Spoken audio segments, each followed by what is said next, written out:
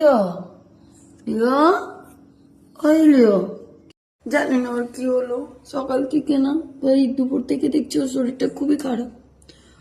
ওগো এদিকে দেখি তোমার কি হয়েছে?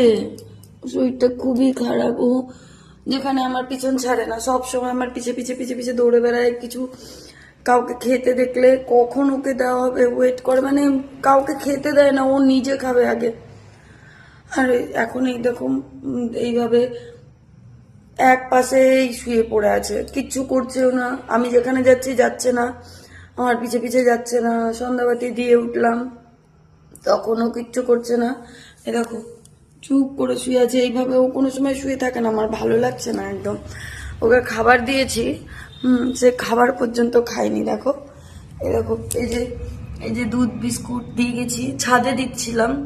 তারপরে দেখলাম যে এখানে থাকুক, যেহেতু ও দৌড়ে বেড়াতে পারছে না, দৌড়ে বেড়াচ্ছে না, সেই জন্য ওকে আর ছাদে রাখিনি। আমি নিয়ে এসে নিচে রাখলাম, কিন্তু নিচে রেখেছি তবু ও চুপচাপ বসে আছে। জানি না কি হলো ওর, বুঝতে পারছি না। আমার ভয় ভালো লাগছে না, আমিও ওর পাশে এইভাবে বসে আছি।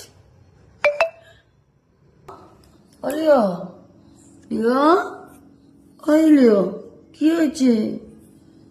কি হয়েছে বাবা? উঠো উঠো উঠো উঠো। কি হয়েছে কি হয়েছে কি হয়েছে কি হয়েছে মা? কি হয়েছে কি হয়েছে